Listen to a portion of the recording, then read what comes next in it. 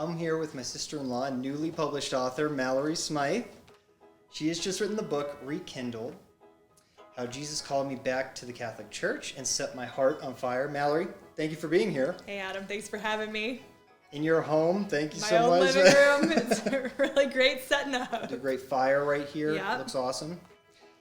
Congratulations on writing this. This is awesome. Hey, thanks. I never thought I'd be releasing a book, but here we are.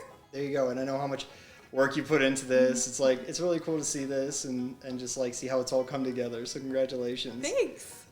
Tell me a little bit about how did this come about? What's the book about?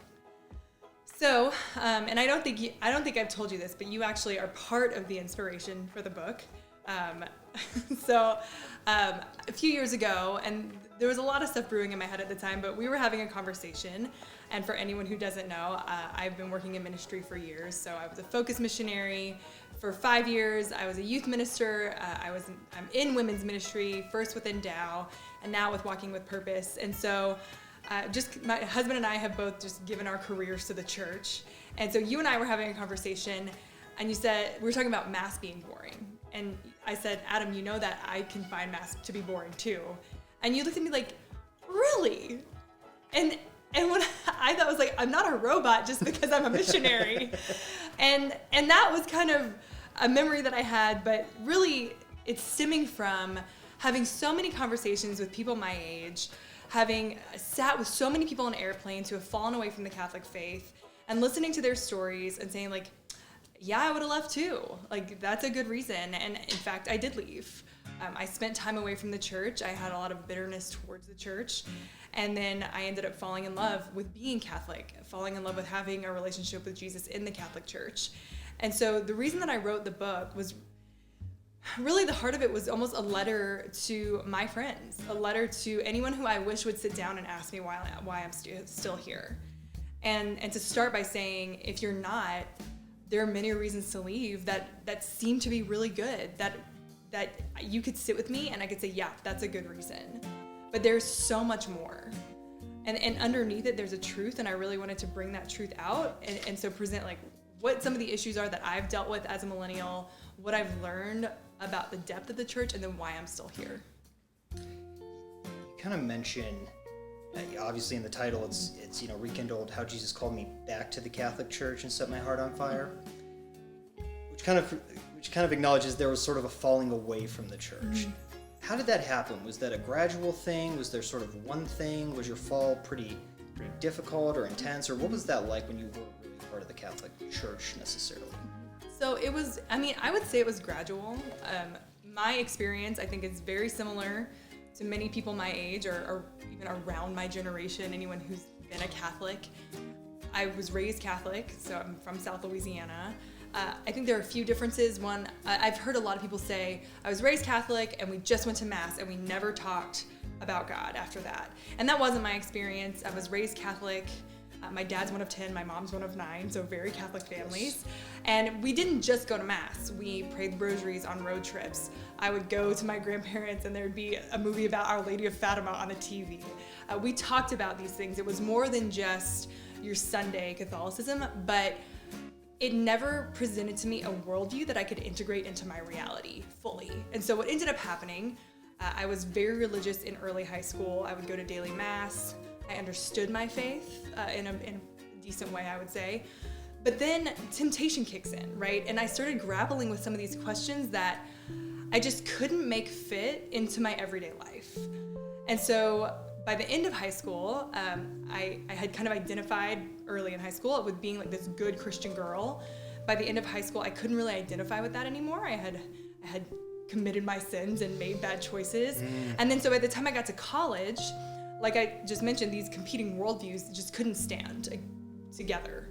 And so this Catholicism that I had been raised with didn't really stand against this like secular vision of life that I had been sold, this life that I was gonna be wealthy, lots of friends, you can just like live this like fast, fun life. And that seemed to answer a lot of the desires of my heart. And so what ended up happening was I just slowly stopped going. It wasn't on purpose. It was just, well, I drank too much at the football game and so I'm too hungover to go. Or, well, maybe I should go to Mass because I used to go to Mass, but there was no heart in it. And so eventually I just stopped going to Mass and stopped practicing my faith altogether. And when I did go, I didn't feel any draw to it at all. And so towards the end of college, I found myself in a real wrestling of unbelief. It went from, this doesn't really matter in my life, to actually, I don't really believe this Jesus stuff at all. And so I need to figure out what that looks like. So how do you go from there, where you're saying, I just don't even know if I believe this anymore? What kind of ended up drawing you back then? When did that start? So something that I mentioned, I think in the intro of the book, is that I had this moment where I was getting ready to go out in college. It was summer school. And so I was putting on this dress. It was a cute dress. I wish I still had it. I ruined it with an iron. Yes. I wish I still had the dress. Well, you're in a sorority, and you girls take forever to get ready, so I get it. It's fair enough. Anyway, I'm putting on this dress, and I'm staring in the mirror, and all I could think was, I just don't want to go. I mean, I was going to a bar almost directly across the street, and I just looked in the mirror and saw this girl who was exhausted, and I was exhausted from the life I had been living. What I thought was going to fulfill me, like going out, drinking, partying, this normal, average SEC college lifestyle, really left me cynical and exhausted. It's not just an SEC thing. I went to a Mountain West school. We did some of the similar. Okay, but we have good football teams. Yeah, well. So it's more intense. Yes, that is true. And so what I saw when I remember thinking, what do I really want? And was what I'm doing achieving what I want? I would like to meet this great guy. I would like to feel fulfilled. I'd like to feel self-esteem. I want to feel beautiful. And yet I'm going to these dirty bars every weekend. I'm comparing myself to all the girls there. I don't feel beautiful. I'm not making choices that would render self-esteem. And I'm hoping that this magical knight in shining armor is gonna roll into Fred's, right? And even if that magical knight in shining armor is there, he's probably not in the mindset to be very that. hard to move through the mass of people that are right up against each other. Yeah, I get it. So I saw that the choices I was making were not leading me to the life I wanted. And I knew that I had lived this Christian life before, and I knew what it felt like to have self-respect. And what that felt like me to at the time was figuring out how to live an honest life, how to make choices that were actually going to lead me to some sort of fulfillment, whether or not I believed in a faith. But they really kind of set me on this path to figure out what it means to live an honest life. You go through in the book, every chapter, it's kind of cool, every chapter is a different challenge you've personally encountered, right? And a lot of us have encountered, so it's, mediocre mass, as you call it, or hypocritical hierarchy, or something like that. What challenge, or if there is one specifically, did you find the most difficult to kind of grapple with when you're trying to come back to the faith? So I came back to the faith. So after I had this moment of truth in the blue dress and kind of started searching again, I read a book about atheism. It didn't fit for me. It didn't make sense to me. And so I decided that I was going to look at Christianity, and my heart was captured in the non-denominational church. It was there, a girl started investing me. I learned how to pray. I met Jesus in a transformative way. I learned how to read scripture in a way that really made sense in my everyday life.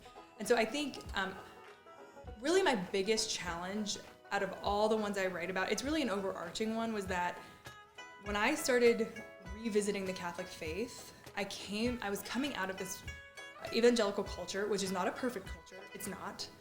But there are some really beautiful things in that culture. And one of those things is that they talk about Jesus, right? These are people who are having daily quiet times with the Lord, letting him speak over them, reading the scriptures. They have a heart to reach the world for Jesus, so they know what it means to evangelize and go on mission. And there's just this vibrancy, this living gospel, if you will, in their culture. And so when I started coming back to the Catholic faith and really looking in, it was really hard for me to get over that wasn't there. That you can go into church and we can talk about faith, we can talk about Catholicism, we can talk about the rosary and Christianity, but if you really start talking about Jesus, people get a little uncomfortable, or at least they used to. Or even the idea of evangelization or like biblical literacy. Like, we don't even use that term, right? What does it mean to read the Bible? Poor guy. And so really just learning to understand a culture that's different, but maybe just as faithful.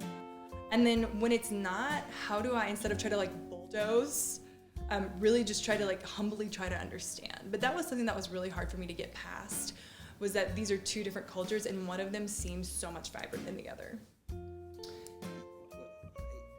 Sorry, I'm just realizing, not only am I not wearing socks, but you're also not wearing socks, so I was going to be embarrassed for a second, but I'm better now. You know, when you kind of, whoever picks up this book, right, fallen away Catholics or not, or what have you, what do you want them to take away when they read this book? What do you want to stir in their hearts? I think the first thing is I want them to be able to breathe. Whether they're faithful, whether they've come back to the church, whether they're really struggling with an experience they've had, and maybe they're far away, to be able to say like, yes, I've experienced this stuff. Yes, it's real. Yes, at face level, it's not good.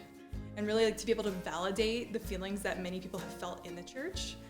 But the invitation is to go deeper. The invitation is to say, yes, these things are real and we've all experienced them. I didn't write this in the book, but I wanted to. I was on a mission trip to Peru and we like scrambled our way to find daily mass in Cusco. And we finally get there. We were so late, we walked into the Eucharist line. I was like, I'm not skipping this. So I sit down, I'm praying after I received communion, which is the only thing I did at that church. And I hear this like awful song. And all the ladies are off key and it's in Spanish, and I just look up and it's these old ladies in red singing off key. And I was like, wait, those ladies are at my parish in Louisiana. Like, the church really is universal. Yes. And so for yeah. us all to be able to like kind of come together around those experiences, recognize when they're not good, laugh about the commonalities when there's humor, but then the invitation is really to go deeper, to say, if Jesus Christ created this church, he put himself into it and he put truth into it. And he is the answer to the human heart. He is the answer to every desire.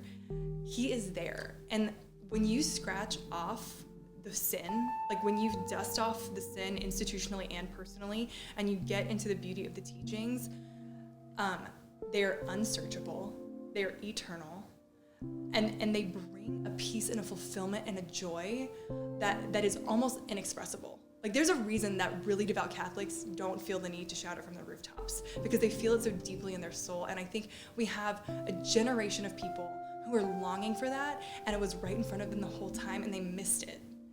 And so that's the invitation. I want them to find that joy. I want them to find a life that Christ offers us that's truly life.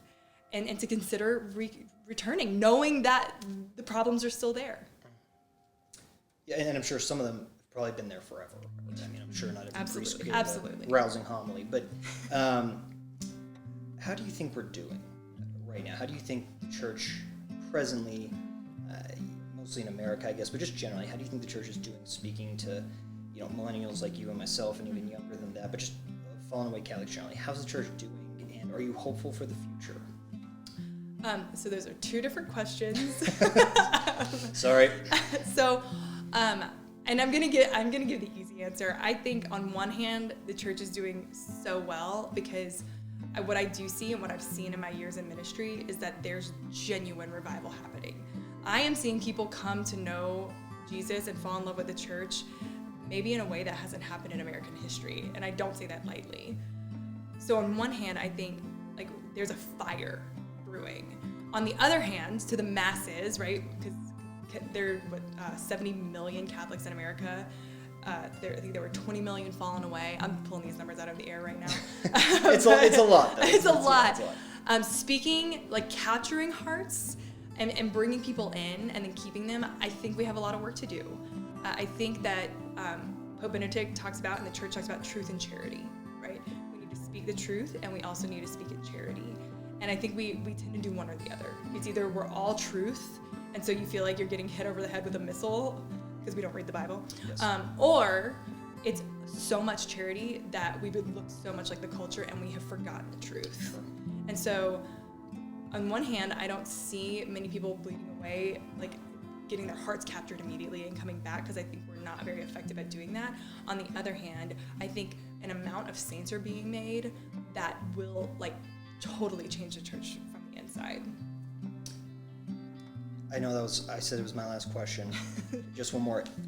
So now that you're a published author, obviously your husband, of course, is not a published author. Has this caused a rift in your marriage? How has he dealt with the fact that you're so much more professionally successful than he ever has been or probably will be? You know, I don't think it's the fact that I'm a published author. It's the fact that I didn't dedicate the book to him. Ooh. Who'd you dedicate it to? To my friends. So the dedication's to anyone who I ever called friend, that I want you to read this and fall in love with the God who loved you first, and to my parents, who really were more present in this journey. I met Jared after the journey, and so I'm so grateful for his support and love. His dedication will be in the next book that I'll hopefully write. Awesome. The book is Rekindled, How Jesus Called Me Back to the Catholic Church and Set My Heart on Fire by Mallory Smyth. Thanks, Mel. Congratulations. Thank you. Whew. Great. That was good.